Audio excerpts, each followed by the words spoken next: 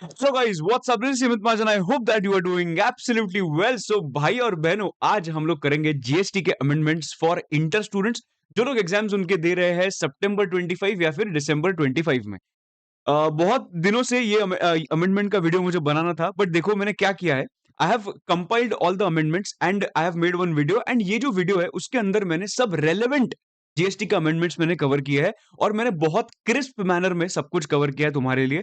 Sir ये notes हम लोगों को किधर मिलेंगे? नोट्स तुम लोगों को मेरे टेलीग्राम ग्रुप पे मिल जाएंगे। शॉर्टेस्ट पॉसिबल टाइम में हम लोग ये बहुत अच्छे से कवर करेंगे। तो सर ये अमेंडमेंट्स डिफिकल्ट है क्या? बिल्कुल नहीं भाई, एकदम बिल्कुल डिफिकल्ट नहीं है। मैं एक चीज बोल सकता हूँ, जो मई 25 एंड जून 25 के अमेंडमेंट्स आए थे ना, वो अच्छे से करो, और ये एक बार वीडियो देखा ना तो भी it will be more than sufficient. No need to worry at all. Start करते हैं सबसे पहले चैप्टर से। पर yes, before we start the video, if you are new to this channel, please don't forget to hit the subscribe button, because ये channel पे आपको बहुत सारी चीजें मिलने वाली है। और एक बार फटाफट लाइक भी कर दो। स्टार्ट करते हैं supply under GST. Supply under GST में अमेंडमेंट नंबर 1 जो है वो है नेगेटिव लिस्ट में। नेगेटिव लिस्ट में दो एंट्रीज ऐड हो चुके हैं, एंड वो है को इंश्योरेंस एंड री इंश्योरर का। Okay, I will give you a simple example. होता क्या है, देखो, दिस इज वन पर्सन जिसको इंश्योरेंस निकालना है। वो जाता है इंश्योरेंस कंपनी के पास, और इंश्योरेंस कंपनी जो होता है वो क्या करता है, वो बोल देता है कि भाई अगर तुझे कुछ हुआ तो मैं पैसा दे देगा। ठीक है। अभी उसके लिए कवर फॉर एग्जांपल 1 करोड़ है, एंड प्रीमियम जो पे करता है वो पर्सन, वो है 1 लाख रुपया फॉर एग्जांपल। ठीक है। तो ये जो 1 लाख रुपए का प्रीमियम पे होता है ना, उस पे क्या लगता है मालूम है दोस्त? जीएसटी लग जाता है। ठीक है। बट कभी कभी इंश्योरेंस कंपनी को ऐसा लगता है, यार यार ये कवर बहुत बड़ा है, हम लोगों को जो रिस्क है ना अपना, वो थोड़ा सा डिस्ट्रीब्यूट करना चाहिए। ठीक है। तो इसकी वजह से क्या होता है कि इंश्योरेंस कंपनी बोलते हैं कि I don't want to take 100% risk, तो इससे क्या करूंगा, 20% रिस्क जो है वो मैं एक री इंश्योरेंस कंपनी या फिर को इंश्योरेंस कंपनी को दे दूंगा। तो ये जो कवर है 1 crore rupees, 20% will be handled by that को insurance company, and 80% will be 80% of the risk will be taken by me. बराबर। Now in this case insurance company क्या करता है, इंश्योरेंस कंपनी जाता है को इंश्योरेंस कंपनी के पास या री इंश्योरेंस कंपनी के पास। उसको जाके बोलता है कि यार मेरा जो रिस्क है ना, थोड़ा सा मुझे ट्रांसफर करना है 20% तक। तुम लोग कर सकते हो क्या? इतना रिस्क बेयर कर सकते हो क्या? Definitely yes. Now the point is, can I say insurance company will pay some kind of premium to this को इंश्योरेंस कंपनी? ये थोड़ी फुकट में काम करेगा। करेक्ट। तो ये जो भी पेमेंट किया जाता है ना, गवर्नमेंट ने ये नेगेटिव लिस्ट में बोला है कि ये जो सप्लाई है, ये जो ट्रांजैक्शन है, इसको हम लोग सप्लाई नहीं मानेंगे। इसके वजह से any payment which is made by the insurance company to reinsurance company या को इंश्योरेंस कंपनी, उस पर जीएसटी नहीं लगेगा। बट उसका एक कंडीशन है, अगर सेकंड लेग पे जीएसटी नहीं लगाना होगा तो you have to insure that ये फर्स्ट लेग पे जीएसटी लगना चाहिए। अगर फर्स्ट लेग पे जीएसटी लगा होगा, देन इन दैट केस ये ट्रांजैक्शन पे जीएसटी नहीं लगेगा। गुड क्वेश्चन इस पे एक अच्छा क्वेश्चन इस पे बन सकता है। Good point two consider for your exams. Right. तो ये हो गया इंश्योरेंस एंड को इंश्योरेंस की बात। बराबर, जिधर मैंने थोड़ा सा रिस्क ट्रांसफर किया। मैं अभी दूसरे पॉइंट पे आता हूं, जिधर थोड़ा सा धंधा समझो कि कैसे होता है। Again this is the same person जिसको इंश्योरेंस निकालना है। ये इंश्योरेंस कंपनी आ गया। बराबर। ये पर्सन ने इंश्योरेंस कंपनी को 1 लाख रुपए का प्रीमियम पे किया, उस पे लगेगा जीएसटी, लग गया। अभी इंश्योरेंस कंपनी बोलता है कि मुझे इसका रिस्क चाहिए ही नहीं। तो इसकी वजह से इंश्योरेंस कंपनी ने पूरा का पूरा जो रिस्क था वो किसको ट्रांसफर कर दिया? पूरा धंधा ट्रांसफर कर दिया। किसको? री इंश्योरेंस कंपनी को। वो बोल रहे कि भाई मैंने तो वो पर्सन से पैसा ले लिया है, बट द पॉइंट इज मुझे इसका रिस्क चाहिए ही नहीं, तो मुझे, मैं क्या कर रहा हूं, पूरा का पूरा ये जो इंश्योरेंस है मैं तुझे ट्रांसफर कर रहा हूं। ठीक है, कवर ट्रांसफर कर। तो पूरा का पूरा रिस्क जो था उसने री इंश्योरेंस कंपनी को ट्रांसफर किया। अभी ऑफकोर्स प्रीमियम भी पे करेगा, एब्सोल्युटली। बट कैन आई से ये इंश्योरेंस कंपनी की वजह से ये री इंश्योरेंस कंपनी को धंधा मिला? ये इंश्योरेंस कंपनी की वजह से ये री इंश्योरेंस कंपनी को धंधा मिला। यस। तो इसको जो धंधा मिला है, वो इंश्योरेंस कंपनी बोलता है कि मुझे इसका चाहिए कमीशन। मुझे इसका क्या चाहिए? कमीशन चाहिए। और वो कमीशन को बोला जाता है सीडिंग कमीशन। वो कमीशन को क्या बोला जाता है? Seeding commission. Now the question comes कि सर ये जो सीडिंग कमीशन, मतलब जो सप्लाई किया है इंश्योरेंस कंपनी ने री इंश्योरेंस कंपनी को, जिसके अगेंस्ट सीडिंग कमीशन पे हो रहा है, ये जो ट्रांजैक्शन हो रहा है उसको सप्लाई हम लोग मानेंगे क्या under the definition of GST, under the provisions of GST? तो उन्होंने बोला ये जो सीडिंग कमीशन है ना, ये सीडिंग कमीशन का जो भी ट्रांजैक्शन हुआ है उसको हम लोग सप्लाई नहीं मानेंगे। Understanding? It will not be considered as supply. Are you understanding this? So these are the 2 points. Para 9 में basically ये ऐड किया, सर्विसेज ऑफ को इंश्योरेंस और reinsurance not to be treated as supply. इसका condition क्या है? इसका condition एक है कि फर्स्ट लेग पे तुम लोग ने टैक्स भरना चाहिए। Second point, services by the insurer to the reinsurer. कौन सा इंश्योरर ने सर्विस दिया? धंधा बेचने का। बराबर, मेरे वैसे धंधा मिला ना भाई तुझे, तो पैसा निकाल। तो पैसा क्या होगा? Seeding commission. सीडिंग कमीशन पे जीएसटी नहीं लगेगा। बराबर। तो ये तुम्हारे दो पॉइंट्स होते हैं फ्रॉम सप्लाई अंडर जीएसटी का चैप्टर। ठीक है, तो this is your amendment number 1। Come to charge under GST. Charge under GST के अंदर चार अमेंडमेंट्स एक्चुअली, छोटे छोटे एकदम चिंटू चिंटू अमेंडमेंट्स है सब। एक आरसीएम में एंट्री ऐड हो चुकी है, that is services by way of renting of immovable property other than residential dwelling. वापस बोलता हूं, services by way of renting of immovable property other than residential dwelling. इसका मैं छोटा सा तुम लोगों को एग्जांपल नीचे समझाता हूं। Let's see what is this. Residential dwelling अगर कौन सा होगा, ठीक है, वो रजिस्टर्ड पर्सन ने दिया हो या फिर अनरजिस्टर्ड पर्सन ने दिया हो। अगर घर दिया हो, रेजिडेंशियल ड्वेलिंग घर, अगर एक दूसरे रजिस्टर्ड पर्सन को दिया होगा, तो it is tax under reverse charge mechanism. We all know this. इसका एक एक्सेप्शन भी है, सोल प्रोप्राइटर वाला। I hope you remember. अगर रेजिडेंशियल ड्वेलिंग कोई भी पर्सन ने एक अनरजिस्टर्ड पर्सन को दिया होगा, तो इट इज नो टैक्स, उस पर टैक्स नहीं लगता है। ठीक है, इधर तक तो मालूम है। अभी आता है कमर्शियल प्रॉपर्टी। कमर्शियल प्रॉपर्टी पे आ गई है अमेंडमेंट। कमर्शियल प्रॉपर्टी पहले क्या था? किसी ने भी सप्लाई किया, रजिस्टर्ड पर्सन को किया हो या अनरजिस्टर्ड पर्सन को किया हो, ऑलवेज अंडर एफसीएम। ये पहले का लॉ था। पर अभी उन्होंने क्या बोला है, अगर कमर्शियल प्रॉपर्टी के केस में कौन सप्लायर है वो भी देखेंगे। अगर सप्लायर एक रजिस्टर्ड पर्सन है और अगर registered person to registered person supply हो रहा है, तो आरसीएम की जरूरत है क्या? नहीं ना, सप्लायर ही रजिस्टर्ड है, तो इसकी वजह से हम लोग फॉरवर्ड चार्ज मैकेनिज्म के हिसाब से ही टैक्स करेंगे। बराबर। अगर एक रजिस्टर्ड पर्सन ने अनरजिस्टर्ड पर्सन को सप्लाई किया होगा, इधर भी आरसीएम की जरूरत है क्या? जरूरत ही नहीं है। इसकी वजह से इधर भी फॉरवर्ड चार्ज मैकेनिज्म के हिसाब से ही टैक्स होगा। पॉइंट आता है यूआरपी टू आरपी के केस में, मतलब जो अनरजिस्टर्ड पर्सन है उसके पास एक कमर्शियल प्रॉपर्टी है। समझो for example you are a student, बराबर, you are an unregistered person, तुम्हारे पास एक कमर्शियल प्रॉपर्टी है, कमर्शियल प्रॉपर्टी, और वो तुम लोग ने एक रजिस्टर्ड पर्सन को रेंट पे दिया। अगर इस पे एफसीएम लगाया तो इधर टैक्स लगेगा ही नहीं, बिकॉज सप्लायर कौन है? अनरजिस्टर्ड पर्सन है। वो बोलेगा मैं क्यों टैक्स कलेक्ट करूं, मैं तो रजिस्टर्ड हुई नहीं। इसके वजह से गवर्नमेंट को हो रहा था नुकसान, और इसके वजह से गवर्नमेंट ने बोला कि एक काम करते हैं, अगर एक अनरजिस्टर्ड पर्सन ने सप्लाई किया एक रजिस्टर्ड पर्सन को, तो अल्टीमेटली तो रेसिपेंट ही जीएसटी का बर्डन बेयर करने वाला है। तो यार only because supplier is an unregistered person, इसकी वजह से गवर्नमेंट का रेवेन्यू लॉस क्यों करे? इसकी वजह से they said that URP to RP जब भी सप्लाई किया जाता है, तभी हम लोग एफसीएम नहीं, तभी आरसीएम के अंदर टैक्स करेंगे। तभी आरसीएम के अंदर टैक्स करेंगे, and we will ask this registered person who is a recipient, we will ask him to pay the tax to the government. I hope you are understanding what I am trying to say. This is URP to RP, and अगर URP to URP होगा तो there is no question of tax. बराबर। तो ये जो point है ना, ये उन्होंने आरसीएम के पॉइंट में कवर किया। So we have to have 360 degree view of the entire concept. इसके लिए मैं पूरा कॉन्सेप्ट तुम लोगों को समझाया, बट ये बेसिकली अपने पॉइंट में आता है। URP to RP commercial property अभी पढ़ो आके। Services by way of renting of immovable property other than residential dwelling, मतलब कमर्शियल प्रॉपर्टी। कौन दे रहा है? Unregistered person. किसको दे रहा है? रजिस्टर्ड पर्सन को। खेल खत्म।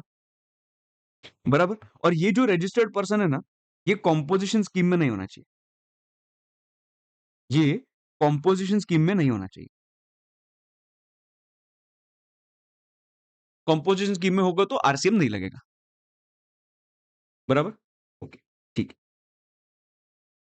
तो आएगा, समझो पॉइंट नंबर 2 ये कंप्लीट हो गया। Amendment number 2। Amendment number 3, sponsorship fees. एकदम मस्त था। स्पॉन्सरशिप फीस क्या होता है, मैं तुम लोगों को बहुत सिंपल वे में समझाता हूँ, एग्जाम ओरिएंटेड अप्रोच। अभी तो क्या रेगुलर बैच नहीं चल रही है, ये तो अमेंडमेंट वीडियो चल रहा है, बराबर। तो फटाफट एकदम तुम लोगों को एग्जाम पर्सपेक्टिव से समझाता हूँ। स्पॉन्सरशिप के केस में एक चीज हमेशा याद रखना, एक चीज हमेशा याद रखना, इन आरसीएम स्पेसिफिकली, मतलब आरसीएम के केस में स्पेसिफिकली एक चीज दिमाग में डालना कि भाई the person who makes the payment, the person who makes the payment is a service recipient. The person who makes the payment is a service recipient, because sponsorship is that one thing जिधर लोगों को confusion होता है कि कौन recipient है और कौन सप्लायर है। पब्लिक को मालूम रहता है, पब्लिक को मालूम रहता है कि भाई इस पे लगता है आरसीएम। अरे पर आरसीएम ये मालूम है, पर ये रेसिपिएंट कौन है, सप्लायर कौन? करेक्ट है। अगर ड्रीम इलेवन ने बीसीसीआई को बोला कि भाई तुम्हारे टी शर्ट पे मेरा नाम होना चाहिए, ये हो गया स्पॉन्सरशिप। उस पे लगता है आरसीएम, ठीक है चलो, इस पे लगता है आरसीएम समझो। तो इस पे रेसिपिएंट कौन, सप्लायर कौन?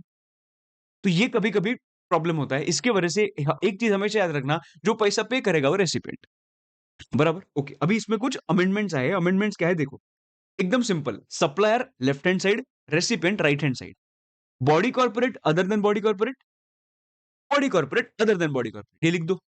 अभी ऐसा अगर कौन सा ट्रांजैक्शन होता है, मतलब क्या, अगर अदर देन बॉडी कॉर्पोरेट ने सर्विस दिया है टू बॉडी कॉर्पोरेट और अ पार्टनरशिप फर्म, वापस बोल रहा हूं, समझना अच्छे से।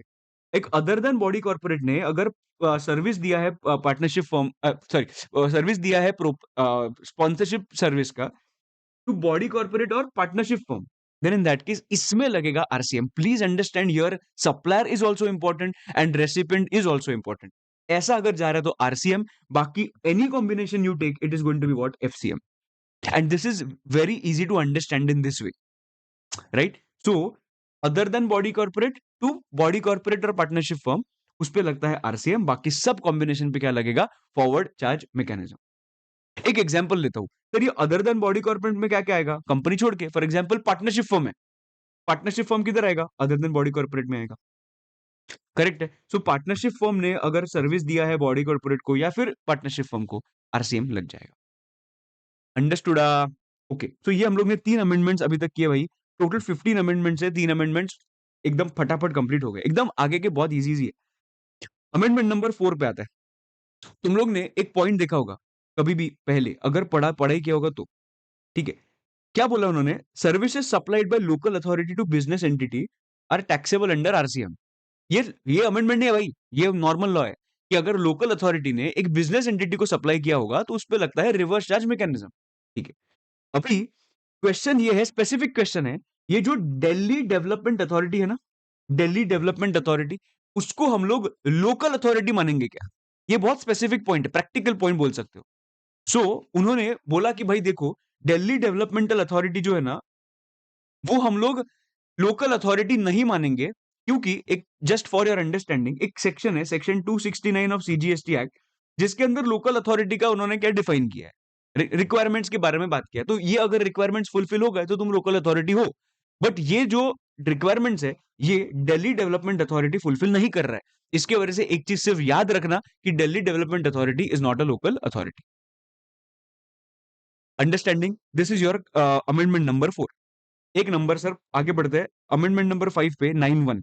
सेक्शन नंबर 9(1) में क्या बोला था भाई, सेक्शन नंबर 9(1) में बोला था कि अगर तुम्हारा जो भी, देखो, CGST shall be levied on intrastate supplies of goods और सर्विसेज और both, except for alcoholic liquor for human consumption. मतलब दारू छोड़ के सब पे जीएसटी लगेगा, बराबर। अभी दारू जो है, alcoholic liquor for human consumption, उसके साथ साथ उन्होंने और एक चीज ऐड कर दी है, that's it. And an undenatured extra neutral alcohol or rectified spirit used for manufacturing of alcoholic liquor for human consumption। तो ये क्या है, ये बेसिकली क्या है ना, this is basically a substance which is used as a base for making an alcohol, बराबर। Sir ये हम लोगों को वर्ड टू वर्ड याद रखना है क्या? अगर मैं हाँ बोला, याद रखोगे क्या? नहीं ना, तो नहीं रखने का है, ठीक है। एक बार सिर्फ पढ़ के रखना, एक बार सिर्फ पढ़ के रखना है। अनडीनेचर्ड एक्स्ट्रा न्यूट्रल अल्कोहल, ऐसे कुछ दिखा तो समझ जाना कि भाई ये अमेंडमेंट वाला पॉइंट है, इस पे भी जीएसटी नहीं लगने वाला, correct? Understanding? This is your amendment number 5। कुछ भी डिफिकल्ट है क्या भाई? कुछ नहीं है रे। आता है टाइम ऑफ सप्लाई, आ जाओ। टाइम ऑफ सप्लाई हम लोग ने बहुत अच्छी तरीके से कंप्लीट किया है, और याद हो करो, 5-5 मिनट में तुम लोगों को मैंने मेमोरी टेक्निक दिया था टाइम ऑफ सप्लाई का। अगर नहीं देखा होगा memory technique time of supply का, तो मेरा सुपर रिवीजन तक जाके देखना। सुपर रिवीजन के अंदर तुम लोगों को टाइम ऑफ सप्लाई का मेमोरी टेक्निक भी दिख जाएगा, एकदम चकाचक तरीके से हो जाएगा कंप्लीट तुम्हारा time of supply. Okay, now ये क्या है, time of supply in case of services में आते हैं। देखो, time of supply was in case of goods, time of supply was in case of services. Services के केस में याद करो रे भाई, सर्विसेज के केस में क्या था, सर्विसेज के केस में था 2 parts, forward charge mechanism, reverse charge mechanism. Forward charge mechanism में क्या था, whether the invoice has been raised within the time limit or no, if the answer is yes, टक टक, if the answer is no, टक टक, बराबर। But मैं अभी एफसीएम नहीं, मैं आरसीएम का बात कर रहा हूं। मैं किसका बात कर रहा हूं, आरसीएम का। आरसीएम के केस में 2 पॉइंट्स थे। तुम लोग ने whether you have taken the service, whether you have taken the service or availed the service from a non-associated enterprise or associated enterprise, right? ये देखो ना इधर आगे, from non-associated enterprise और associated enterprise, बराबर। तो इसमें हम लोग ने देखा था कि भाई अगर नॉन एसोसिएटेड एंटरप्राइज होगा तो डेट ऑफ पेमेंट और 61st day from the date of issue of invoice, whichever is earlier. और एसोसिएट एंटरप्राइज होगा तो ये। Okay sir. अब फिर क्या होता था मालूम है? तुम लोगों को बोलता हूँ, ये तो ओरिजिनल लॉ है। क्या होता था अगर कोई भी सप्लायर एक अनरजिस्टर्ड पर्सन है और अगर उसने कौन सा सप्लाई किया होगा मुझे, ठीक है? ड्यूरिंग दैट केस अगर मैंने कौन सा सप्लाई रिसीव किया है फ्रॉम एन अनरजिस्टर्ड पर्सन, उस पे लगता है for example reverse charge mechanism. अगर इस पे हम लोग मुझे रिवर्स चार्ज मैकेनिज्म लगता है, राइट? और मैं रजिस्टर्ड पर्सन हूं, समझ, रिवर्स चार्ज मैकेनिज्म अगर लगता है, तो एक पॉइंट उन्होंने ऐड किया है और वो पॉइंट में क्या बोला है कि देखो, ये जो अभी तुम लोगों को मालूम होगा कि रिवर्स चार्ज मैकेनिज्म लगता है और सामने वाला अनरजिस्टर्ड पर्सन होगा, तो वो वैलिड टैक्स इनवॉइस इरेज ही नहीं कर सकता। सो योर रजिस्टर्ड पर्सन पे वो टैक्स लायबिलिटी क्रिएट ही नहीं हो रहा है। और इसकी वजह से रजिस्टर्ड पर्सन क्या करता है? Registered person self invoice raise करता है, खुद के ऊपर इनवॉइस रेज करता है। एकदम बराबर है, परफेक्ट एकदम। तो इन दिस केस जब भी यू अनरजिस्टर्ड पर्सन से सप्लाई मिलता है सर्विसेज का, देन इन दैट केस मुझे जो सप्लाई मिलता है उस पे आरसीएम अगर लगता होगा, देन इन दैट केस मुझे सेल्फ इनवॉइस रेज करना पड़ेगा, बराबर? तो in this case the point which is added by the law this time is, तो ये क्या होता था कि यार उसके लिए कुछ टाइम लिमिट ही नहीं था, करेक्ट? तो एक रूल नंबर 47 ए करके ऐड किया और उन्होंने बोला the time limit to issue invoice, जो सेल्फ इनवॉइस है, time limit to issue invoice is within 30 days from the receipt of goods और सर्विसेज और बोथ। ये रूल नंबर 47 ए उन्होंने ऐड किया और जिसके अंदर उन्होंने बोला the time limit to issue invoices, जब भी सर्विस और गुड्स मिलेंगे उससे विद इन 30 डेज मुझे क्या करना है? इनवॉइस इशू करना पड़ेगा।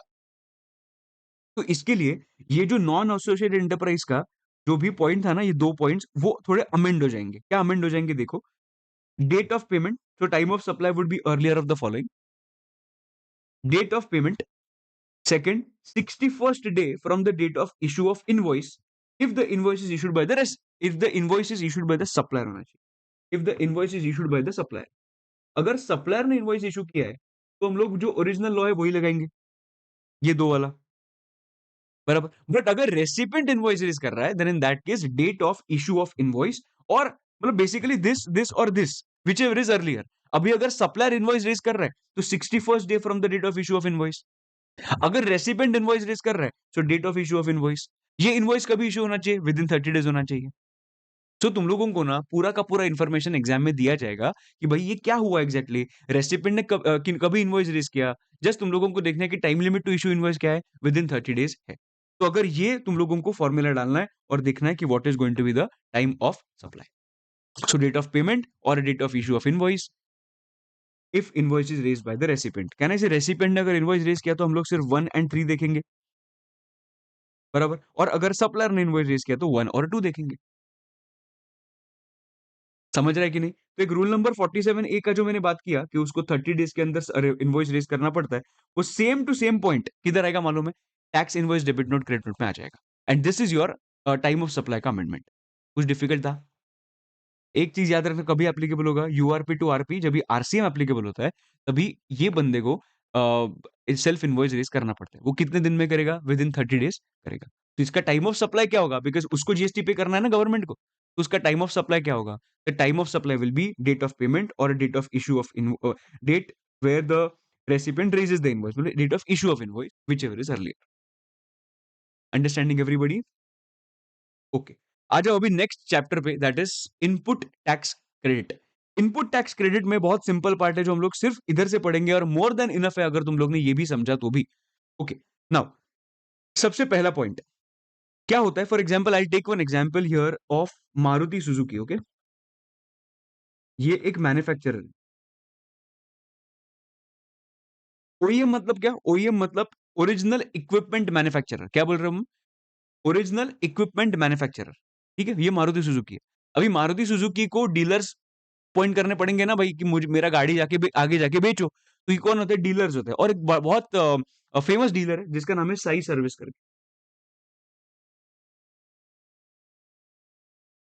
ठीक है, तो क्या होता है जब भी मारुति सुजुकी ये डीलर को गाड़ी बेचता है ना, बराबर, ये जब भी गाड़ी बेचता है, फॉर एग्जाम्पल 1 करोड़ में गाड़ियां बेची और उसके ऊपर 10 लाख रुपीज का जीएसटी पे किया, लगाया, अप्लाई किया।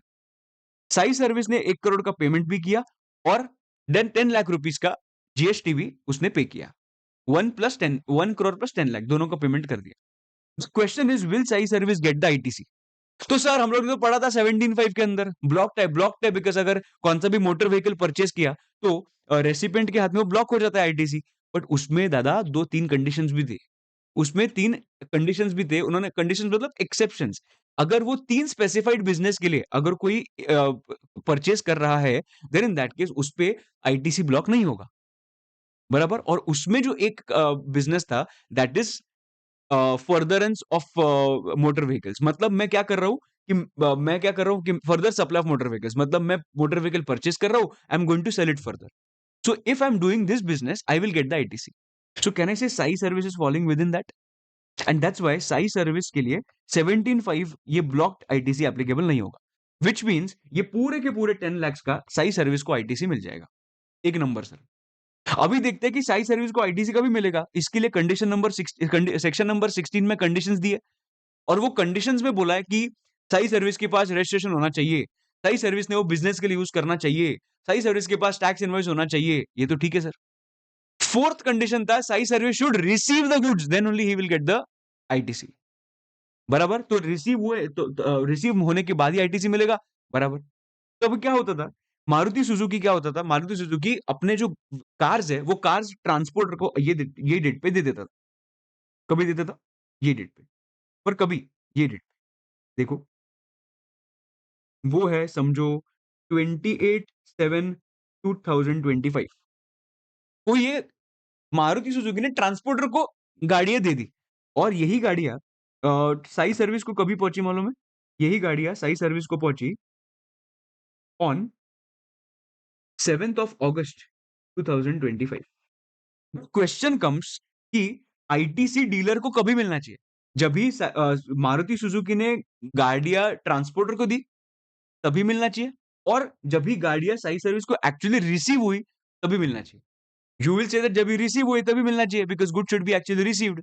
बट उन्होंने ये अमेंडमेंट के द्वारा उन्होंने एक चीज बोला है कि जब भी जो मारुति सुजुकी अपने कार्स ट्रांसपोर्टर को देगी ना, that will be considered as deemed receipt. That will be considered as what? Deemed receipt. मतलब ITC can be taken by the dealer when OEM hands over the goods to the transporter at the factory gate. मतलब ITC ये date पे ही वो लोग ले सकते हैं 28/7/25 को, even though the dealer has not yet received the goods. Transporter को हैंड ओवर किया मतलब वो रिसीव हुआ, ऐसा ही हम लोग क्या करेंगे, मान लेंगे। इतना ही अमेंडमेंट है, देयर इज नथिंग एल्स। ज्यादा पढ़ो मत, इतना सफिशिएंट है अगर पढ़ा तो भी। समझा कि नहीं? ओके। आ जाओ अमेंडमेंट नंबर 8 पे। Amendment number 8, you already know this. एक सप्लायर है, अनरजिस्टर्ड है, tax invoice debit note credit note का, सॉरी, ठीक है। सप्लायर है, अनरजिस्टर्ड है, रेसिपिएंट रजिस्टर्ड है और सर्विसेज टैक्स अंडर 9394, मतलब 93 आरसीएम और 94 के अंदर टैक्स हो जाता है। Who will raise the invoice? Recipient will raise the invoice as per rule 47A। किसके हिसाब कितने दिन के अंदर रेज करना पड़ता है invoice? With in 30 days from the receipt of goods और सर्विस। उधर से विद इन 30 days तुझे क्या करना पड़ता है? इनवॉइस रेज करना पड़ता है। समझ रहा है क्या? This is your amendment number 8। Next आते हैं amendment number 9, that is E way bill. Sir E way bill में क्या होता है? देखो पहले क्या होता था कि अगर कोई भी सप्लायर अनरजिस्टर्ड पर्सन होता था ना, तो वो ई वे बिल रेज ही नहीं कर पाता था। अगर कोई भी एक अनरजिस्टर्ड पर्सन होता था ना, तो वो ई वे बिल रेज ही नहीं कर पाता था। और जिसको ई वे बिल रेज करना है एक्चुअली, पर वो ई वे बिल रेज ही नहीं कर पाता था। बराबर। तो उसके लिए कुछ कुछ ना कुछ तो होना चाहिए ना भाई। तो इसके लिए गवर्नमेंट ने क्या बोला मालूम है? उन्होंने बोला कि एक काम करो, जो भी अनरजिस्टर्ड पर्सन है जिसको ई वे बिल रेज नहीं कर पा रहा है वो, तो एक काम करो, यू हैव टू, एकदम सिंपल याद रखना, you have to put the details of the entire transaction on the common portal. जो भी अनरजिस्टर्ड पर्सन है वो क्या करेगा? अपने डिटेल्स कॉमन पोर्टल पे डाल देगा। बराबर। वो जो कॉमन पोर्टल है ना, वो कॉमन पोर्टल पे जाने के बाद उसका एक वेरिफिकेशन होगा और वेरिफिकेशन के बाद एक नंबर जनरेट होगा जिसका नाम है यूनिक एनरोलमेंट नंबर। और basis that unique enrolment number you will be able to file e way bill. Understanding? इधर तो सीधा सीधा इतना ही लिख दिया, following unregistered person shall first obtain unique enrolment number before generating e way bill. बराबर। पर मैंने तुम लोगों को और एक चीज पहले बता दिया, भले अमेंडमेंट में इतना ही लिखा है पर थोड़ा सा प्रैक्टिकली समझो। प्रैक्टिकली क्या है कि अगर किसी को नहीं जम रहा है ई वे बिल रेज करने के लिए बिकॉज वो अनरजिस्टर्ड है, तो वो क्या कर सकता है, वो पहले कॉमन पोर्टल पे जाके डिटेल्स डाल सकता है, उसके बाद वो वेरीफाई होगा, वेरीफाई होने के बाद यूनिक एनरोलमेंट नंबर जनरेट होगा। वो जो यूनिक एनरोलमेंट नंबर होगा, उसके बेसिस पे वो ई-वे बिल भर सकता है। सर ऐसे कौन लोग हैं जिनको यूनिक एनरोलमेंट नंबर का जरूरत होगा? नंबर 1, अगर तुम लोगों को रजिस्ट्रेशन चैप्टर याद होगा या फिर ई-वे बिल का भी पॉइंट याद होगा, उसमें उन्होंने बोला है कि अगर एक पर्सन है, that person is providing interstate handicraft goods, interstate handicraft goods, बराबर? तो उनके लिए ना लिमिट लगता है 20 लाख का, कि अगर 20 लाख के ऊपर अगर तुम्हारा टर्नओवर गया, तो ही तुम लोगों को क्या करना पड़ेगा? रजिस्ट्रेशन लेना पड़ेगा। तो ये लोग जो है, जो ये लोग फॉर एग्जांपल ये Amit Mahajan, this Amit Mahajan has not taken the registration because he is supplying handicraft goods, he is supplying handicraft goods which is interstate, and the turnover is up to 20 lakhs. That's why Amit Mahajan is thinking I should not take the registration. So he has not taken the registration. इसने registration नहीं लिया, बराबर? But अगर ऐसे लोग जब interstate supply करते हैं, उनको ई-वे बिल रेज करना मैंडेटरी होता है। ये ई-वे बिल के चैप्टर में समझेगा तुम लोग। अभी वो तो अनरजिस्टर्ड है, उसको तो ई-वे बिल रेज करना है। तो वो कैसे कर सकता है? तो वो यूनिक एनरोलमेंट नंबर रेज करके ई-वे बिल रेज कर सकता है। यही उनको इसमें अंडरस्टैंडिंग देखो, unregistered persons making interstate transport of handicraft goods are exempted from obtaining compulsory registration. Normally अगर वो हैंडीक्राफ्ट गुड्स नहीं बेचता, वो नॉर्मल इंटरस्टेट करता, तो उसको मैंडेटरी रजिस्ट्रेशन लगता। But since he is selling handicraft goods which is interstate, वो बोल रहा है कि नहीं भाई 20 लाख तक हम लोग लिमिट दे देंगे, बराबर? तो उसके ऊपर गया तो ही तुम लोगों को रजिस्ट्रेशन लेना है। तो मेरा नहीं गया ऊपर 20 लाख का, that's why I am not required to take a registration, but required to generate e way bill irrespective of the value of consignment. उसको ई-वे बिल जनरेट करना पड़ेगा। तो कैसे करेंगे? तो यूनिक एनरोलमेंट नंबर का। ये एक पॉइंट हो गया। और दूसरा point, any unregistered person opting to generate e way bill, मतलब ऐसे कौन से दूसरे सिचुएशंस में जिधर एक unregistered person e way bill opt कर, मतलब ई-वे बिल जनरेट करना चाहता है, तो उसको भी सेम प्रोसेस फॉलो करना है, यूनिक एनरोलमेंट नंबर के बेसिस पे ई-वे बिल भरना है। Understanding everybody? ओके। तो 10th अमेंडमेंट पे आता है, which is in relation to place of supply. Place of supply हम लोग किसके बारे में बात कर रहे हैं? Place of supply of online services supplied by the suppliers of services to unregistered recipients. मतलब ये भी समझ, इसी ऑनलाइन सर्विसेज, जो ऑनलाइन गेमिंग सर्विसेज, बेसिकली जो ऑनलाइन गेमिंग सर्विसेज होती है, उसके लिए उन्होंने बेसिकली पॉइंट बनाया है। देखो, ऑनलाइन मनी गेमिंग, अभी देखो एक बार इधर समझो कि रेसिपिएंट इज रजिस्टर्ड, अगर सामने वाला, जनरल लॉ बात कर रहा हूं मैं, for example recipient is registered, ठीक है? तो उसको ना, जब भी मैं टैक्स इनवॉइस रिलीज कर रहा हूं, at that point of time ये सब चीजें लिखनी मैंडेटरी होती है। क्या? नेम ऑफ द रेसिपिएंट लिखना मैंडेटरी होता है सप्लायर के लिए, एड्रेस ऑफ द रेसिपिएंट लिखना मैंडेटरी होता है, उसका जीएसटी आईएन लिखना मैंडेटरी होता है। भाई ये सब कुछ मैंडेटरी हो जाता है सप्लायर के लिए, to write about the recipient, because he is what, registered. ये मैंडेटरी है, बराबर? बट अगर सामने वाला पर्सन अनरजिस्टर्ड है, सामने वाला पर्सन कौन है? अनरजिस्टर्ड है, तो देखेंगे कि भाई सिग्निफिकेंट वैल्यू का सप्लाई हुआ है कि नहीं हुआ है। अगर सप्लाई हुआ है for less than 50,000 rupees, value of supply is equal to और more than 50,000 rupees, then in that case again ये सब चीजें लिखनी है। Name and address, address of delivery, name of state and state code, ये सब चीजें लिखनी पड़ती है, even though recipient is unregistered, because value 50 के ऊपर है ना, इसकी वजह से। बट अगर value of supply is less than 50,000, तो इधर मैंडेटरी रिक्वायरमेंट नहीं रहता है। मतलब अगर मैं तुझे कुछ सप्लाई कर रहा हूं जो 5-6,000 का है, भाई तू तो अनरजिस्टर्ड है, तू अनरजिस्टर्ड है, एंड तेरा सप्लाई का value is less than 50,000, so I am not required to put your details in my tax invoice unless you ask for it. तूने बोला नहीं भाई मुझे तो चाहिए अपनी डिटेल्स, मैंने ठीक है दे दे, तो तेरे से डिटेल्स लूंगा, मेरे टैक्स इनवॉइस में डालूंगा और तुझे टैक्स इनवॉइस दे दूंगा, बराबर? ये तो नॉर्मल लॉ है। सामने वाला अगर रजिस्टर्ड होगा, मैंडेटरी बेसिस पे, इररिस्पेक्टिव ऑफ द वैल्यू, 5 रुपए का भी सप्लाई किया होगा, तो भी ये सब चीजें लिखनी पड़ेंगी, name of the recipient, address, GST. सामने वाला पर्सन अगर अनरजिस्टर्ड होगा, तो देखो कि वैल्यू कितना है। वैल्यू अगर इक्वल टू और मोर देन 50,000 है वैल्यू ऑफ सप्लाई, तो मुझे आजू बाजू देखना ही नहीं है, सब कुछ लिखना है टैक्स इनवॉइस। बट अगर वैल्यू ही लेस देन 50,000 है, गवर्नमेंट बोलते ठीक है यार, इतना मतलब छोटे छोटे वैल्यू पे किधर हम लोग उसको बोलेंगे कि इतना इन्फॉर्मेशन डाल, बराबर। तो इन्फॉर्मेशन डालने की जरूरत नहीं है unless recipient ask for it. This is a normal law. But उन्होंने क्या ऐड किया मालूम है आगे? Mandatory requirement of recording name of the state of the unregistered recipient irrespective of the value of supply। क्या बोल दिया उन्होंने कि भाई नेम ऑफ द स्टेट, ये जो नीचे के लोग हैं ना, OIDAR, online money gaming, supply of any online और डिजिटल सर्विसेज, मतलब ये जो ऑनलाइन सर्विसेज है, that does not involve only online service, मतलब ऑनलाइन गेमिंग सर्विस।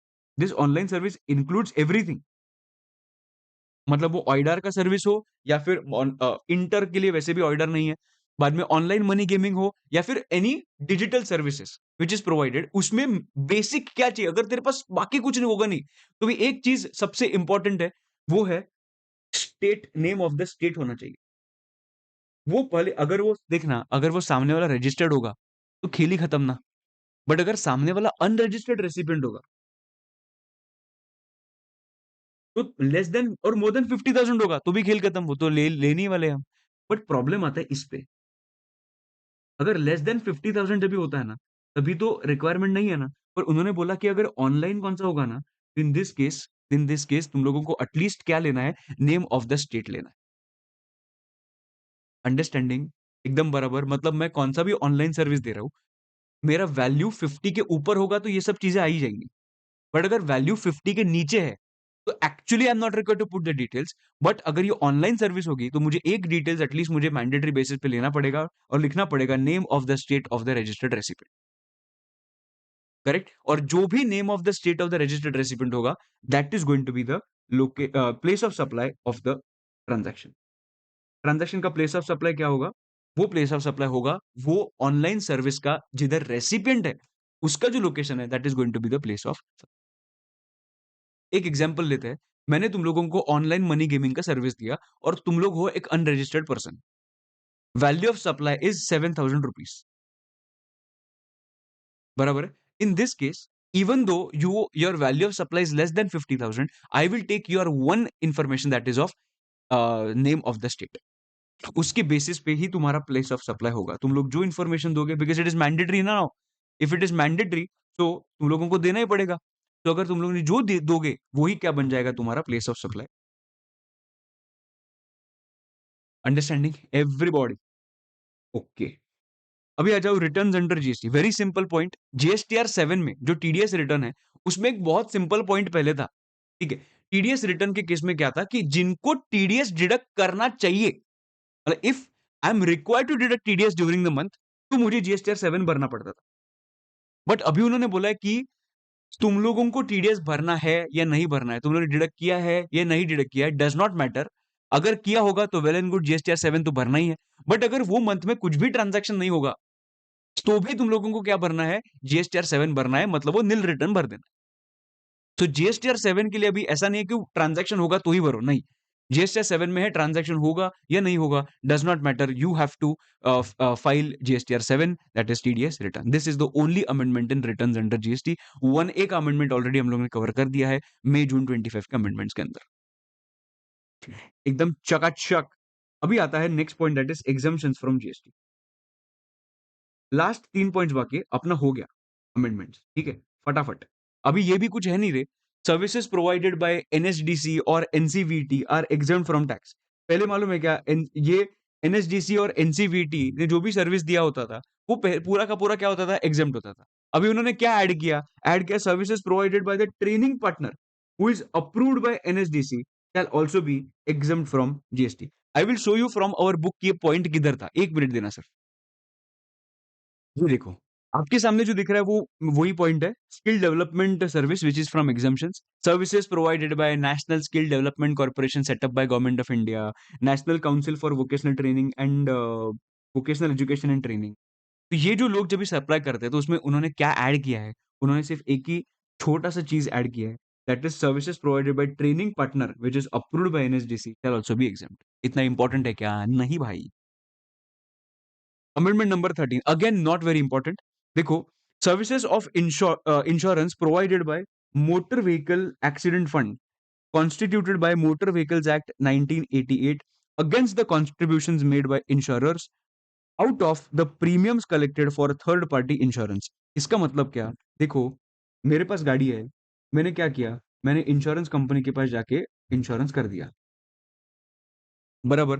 तो इंश्योरेंस तुम लोग जब भी करते हो ना, तभी क्या होता है, 2 टाइप्स के इंश्योरेंस होते हैं। एक होता है इंश्योरेंस मेरे खुद के लिए, दूसरा होता है इंश्योरेंस थर्ड पार्टी के लिए, बराबर है? और अगर थर्ड पार्टी को अगर कुछ भी हुआ, थर्ड पार्टी को अगर कुछ भी हुआ, तो वो इंश्योरेंस कंपनी क्या करेगा? थर्ड पार्टी को पैसा दे देगा। मेरी वजह से अगर थर्ड पार्टी को कुछ भी हुआ, तो थर्ड पार्टी को इंश्योरेंस कंपनी पैसा दे देगा। जिसके लिए वो इंश्योरेंस कंपनी किससे प्रीमियम ले रहा है? अमित महाजन से प्रीमियम ले रहा है। तो गवर्नमेंट ने बोला है कि ये जो थर्ड पार्टी का जो मैं पैसा भर रहा हूँ ना, इंश्योरेंस कंपनी को, सो दैट दिस फंड, मतलब इंश्योरेंस कंपनी के पास जो फंड होगा, वो थर्ड पार्टी को हेल्प करेगा अगर कुछ हुआ उनको तो। ये जो सप्लाई है, this will not be considered as taxable supply, it will be considered as exempt supply. Understanding it is only for the third party insurance. उन्होंने बोला है कि ये सप्लाई नहीं, सप्लाई माना जाएगा, but it is going to be an exempt supply. Understanding देखो, services by insurance provided under whatever provided by this fund, जो फंड बना हुआ है, against the contributions made by insurers, मैंने पैसा दिया था, out of the premiums collected for third party insurance of motor vehicle. जो थर्ड पार्टी के लिए जो प्रीमियम भरा था, वो जो प्रीमियम एक फंड में गया और फंड से वो थर्ड पार्टी को वो फायदा हुआ और उससे पैसा दिया। तो जो भी प्रीमियम पे होता है from insurer to the insurance company, that will be exempt from tax, उस पे जीएसटी नहीं लगेगा। Point number 14 according to me is important. याद है क्या तुम लोगों को? एक, अगर म्यूनिसिपैलिटी को अगर मैंने कौन सा सर्विस प्रोवाइड किया, म्यूनिसिपैलिटी को, फॉर एग्जांपल मैंने एग्जांपल देते याद है कि अगर तुम लोग ने स्ट्रीट लाइट्स जो है, वो स्ट्रीट लाइट्स का मेंटेनेंस करने का म्यूनिसिपैलिटी ने तुझे कॉन्ट्रैक्ट दिया, बराबर? तो अगर म्यूनिसिपैलिटी ने वो कॉन्ट्रैक्ट मुझे दिया है, तो मैं जो भी सर्विस उनको दूंगा, pure service, it is going to be exempt from tax. But उसके अंदर गुड्स भी हो सकते हैं। अगर ये गुड्स होंगे, तो इसका मैक्सिमम परसेंटेज कितना होना चाहिए? Maximum 25% of the total invoice value can be of goods. For example 10 lakh का टोटल वैल्यू है, तो गुड्स का मैक्सिमम प्रोपोर्शन कितना हो सकता है? 2.5 लाख, एंड जो बाकी के सर्विस होंगे, it is going to be what? 7.5 lakh. अगर ये सीन होगा, तो it is going to be exempt from tax, बराबर है? मैक्सिमम गुड्स का प्रोपोर्शन कितना होना चाहिए? मैक्सिमम 25%। फिर ये किधर लिखा है वो भी दिखाता हूं, देखो, गवर्नमेंट के इसमें लिखा है ये पॉइंट।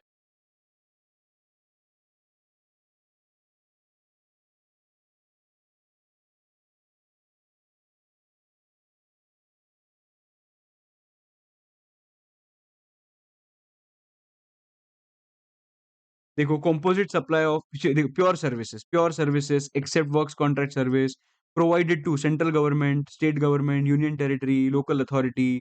उसके बाद by way of activity in relation to any function interested by panchayat और म्यूनिसिपैलिटी, उनको अगर जो सर्विस दिया, it is going to be what? Exempt, पर if it is a pure service. But नीचे ही पॉइंट दिया कि composite supply of goods and service भी होगा तो भी चलेगा, where the value of goods is maximum 25% of the total value of composite supply, बराबर है? तो ये तो हम लोगों का नॉर्मल पॉइंट है। भी इसमें एक स्पेसिफिक पॉइंट आता है कि सर एमसीडी का क्या होगा? सर एमसीडी मतलब म्यूनिसिपल कॉर्पोरेशन ऑफ दिल्ली। ये म्यूनिसिपल कॉर्पोरेशन ही है सर, म्यूनिसिपैलिटी है। तो ये जो सर्विसेज प्रोवाइड की है म्यूनिसिपल कॉर्पोरेशन ऑफ दिल्ली को, if it is a pure service, it should be exempt. If it is a composite supply goods and services वाला, तो गुड्स का मैक्सिमम 25। यस, आई अग्री, ये बराबर है। पर ये किसका होना चाहिए? फॉर एग्जाम्पल रोड का मेंटेनेंस होगा तो एग्जेम्प्ट है, या फिर स्ट्रीट लाइट्स का मेंटेनेंस होगा तो वो एग्जेम्प्ट है। बट अगर मैंने म्यूनिसिपल कॉर्पोरेशन ऑफ दिल्ली ने अगर कौन सा ऑफिस मेंटेन करने के लिए अगर किसी का हेल्प लिया, अगर मुझे पूछा अमित एक काम करेगा क्या, मैंने बोला यस सर, क्या काम करना है? तो उन्होंने बोला कि अपना जो ऑफिस है ना म्यूनिसिपल कॉर्पोरेशन ऑफ दिल्ली का, उसका हाउसकीपिंग करना है, उसका फर्नीचर मेंटेनेंस करना है, ये सब करना है। अभी मैं तो सर्विस म्युनिसिपैलिटी को ही दे रहा हूँ, पर मैं कौन-सा सर्विस दे रहा हूँ? ये उनके ऑफिस के अंदर का मेंटेनेंस दे रहा हूँ। तो that is not exempt from tax, that is going to be taxable. तो जभी भी एजेंसी एमसीडी को भले सर्विस दे रहा हो, वो कौन-सा सर्विस है that makes the point very important. Housekeeping या फिर furniture maintenance for upkeep of the office basically, then that is going to be what? Taxable, that is not exempt from tax. But अगर कौन से other services होंगे, street light maintenance, road maintenance, that is going to be what? exempt from understanding everybody. तो ये जो question है ना, मेरे हिसाब से ये क्वेश्चन में से ये पॉइंट में से वो लोग क्वेश्चंस बना सकते हैं, right? Okay, and the last point is amendment number 15, that is going to be rule number 11A। Sir क्या है रूल नंबर 11A? देखो, मार्केट में कभी-कभी एक कॉमन ट्रेड प्रैक्टिस चलती है कि भाई अगर तूने ये सर्विस दिया ना, उस पे तो जीएसटी लगता ही नहीं है। नाउ मैं जब भी बिजनेस स्टार्ट किया, आजू-बाजू देखा लोगों को, बड़े-बड़े बिजनेसमैन को देखा, सेम जो काम कर रहे हैं वो कॉम्पिटिटर्स को, वो लोग इस पे जीएसटी नहीं लगाते। इसको देखा, वो भी जीएसटी नहीं लगाता। उसको देखा, वो भी जीएसटी नहीं लगाता। तो मैंने क्या बोला, it is a common trade practice कि उसपे जीएसटी लगता ही नहीं है, बराबर? तो द पॉइंट इज़ कि was there any intention to do any kind of fraud? नहीं, मेरा तो कुछ फ्रॉडुलेंट इंटेंशन नहीं था। मैंने जीएसटी क्यों नहीं लगाया था? मैंने जीएसटी नहीं लगाया था because it was a common trade practice और बाकी कोई भी उसपे जीएसटी लगाता ही नहीं था। या फिर जीएसटी लगा था पर लोअर रेट पे लगाता था। लोग बोल रहे हैं नहीं-नहीं इस पे 18 ने इस पे 5% ही लगना चाहिए। तो it's a common trade practice कि उसपे 5% ही लगा रहा है, तो मैं भी 5% लगाया। पर गवर्नमेंट को बाद में समझा, अरे वाह, वाह! ये सब लोग 5% लगा रहे हैं। अभी गवर्नमेंट ने बाद में इनवॉइसेस इश्यू सॉरी नोटिसेस भेजने चालू किए। नाउ द पॉइंट इज़ मुझे नोटिस आया। मैं बोला सर मेरा तो कुछ फ्रॉडुलेंट इंटेंशन था ही नहीं। जो बड़े-बड़े लोग हैं, it is a common trade practice to apply 5%। तो इसीलिए भी मैंने क्या किया 5% ही लगाया। तो ऐसा पहले हो रहा था। इसकी वजह से गवर्नमेंट ने लॉ और लॉ मेकर्स ने बोला हाँ यार इनका तो इंटेंशन तो गलत नहीं था।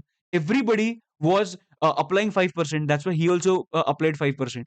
Since the intention is not to make any kind of fraud, rule number 11A introduce करके एक पावर दिया है, not to recover the GST, not to recover the GST not levied or short levied as a result of general practice। ये basically अपने फायदे के लिए है। I know it is very difficult for us to digest कि अपने फायदे के लिए किया उन्होंने गवर्नमेंट ने, बट तो भी ये अपने फायदे के लिए है और गवर्नमेंट को पावर देके रखा कि भाई इनसे तूने जीएसटी कलेक्ट नहीं किया तो भी चलेगा, हाँ इसके आगे कलेक्ट करो, बट पहले का जो किया हुआ है वो तुम लोग कलेक्ट नहीं किया तो भी चल जाएगा। ऐसा नहीं कि हाँ चल रहा है 5%, हाँ ठीक है 5% ना अभी आगे 5, ऐसा नहीं चलेगा। पहले के जो तुम्हारे कर्म थे, जो भले तुम लोगों के मालूम नहीं थे इसकी वजह से ये किया होगा एंड फ्रॉडुलेंट मैनर में नहीं किया होगा, तो पहले किया हुआ चलो ठीक है, आगे से ध्यान रखना अभी 18% ही लगाना। जो आगे किया तो फट के मारो, बट अगर पहले किया होगा देन इन दैट केस वो रिकवर नहीं किया तो भी चलेगा because it was a genuine mistake, right? So एक एक्सप्लेनेशन दिया है, sometimes due to common trade practice, tax payers do not collect the taxes और collects and pay lesser taxes, ठीक है? So section number 11A, the rule number 11A gives power to the government to not recover short levy of taxes which was not paid due to general trade। Are you understanding? और नीचे student note से अगर तुम लोगों को कुछ भी लिखना होगा तो तुम लोग लिख सकते हो, राइट? सो अगर मैंने देखा कि सर किसमें से पॉइंट्स आ सकते हैं एग्जाम में, मैं बताऊं नेगेटिव लिस्ट में से there is a possibility point आएगा। सो ए कैटेगरी का अमेंडमेंट्स मार्क करके रखता हूं मैं। सभी ए कैटेगरी है पर उसमें भी सबसे ज्यादा चांस आने का, तो ये है अमेंडमेंट नंबर 1। उसके बाद ये चार्ज वाले सभी है वैसे। ये डीडीए ठीक है, ये एक बार पढ़ के रखने का। उसके बाद आरसीएम, हाँ, ये जो प्लेस ऑफ सप्लाई है उसमें से आ सकता है। ये है आ सकता है। ये तो तुम लोगों को ऑलरेडी कवर्ड है 30 डेज़ वाला। ये ई-वे बिल ठीक है। प्लेस ऑफ सप्लाई वाला एक बार करके रखना। उसके बाद आ सकता है वो ये अमेंडमेंट नंबर 14 एंड अगर कभी एमसीक्यू में पूछा तो अमेंडमेंट नंबर। बाकी तो ठीक है। बाकी तुम लोगों को मालूम है। सो यस दोस्तों, हम लोग ने within 45 minutes 43 minutes rather we have covered all the amendments in the most beautiful manner. I hope that this entire video was helpful for you and अगर आपके लिए आपको हेल्पफुल लगा होगा तो प्लीज मुझे कमेंट सेक्शन में जरूर जरूर जरूर बताना, बिकॉज यार कम टाइम में तुम लोगों को ये अमेंडमेंट्स लेके देने का एक मेरा एक रिस्पॉन्सिबिलिटी था, तो वो मैंने अच्छे से वो फुलफिल किया है। और यस अच्छा लगा तो जरूर दोस्तों के साथ भी शेयर करना, like the video and comment करके जरूर बताना। और इसका जो पीडीएफ है वो पीडीएफ आपको मेरे टेलीग्राम ग्रुप पे मिल जाएगा। ठीक है दोस्तों, आज के लिए इतना ही। This is Amit Mahajan, I will see you in the next video. Till then bye bye, see you and take care, bye bye.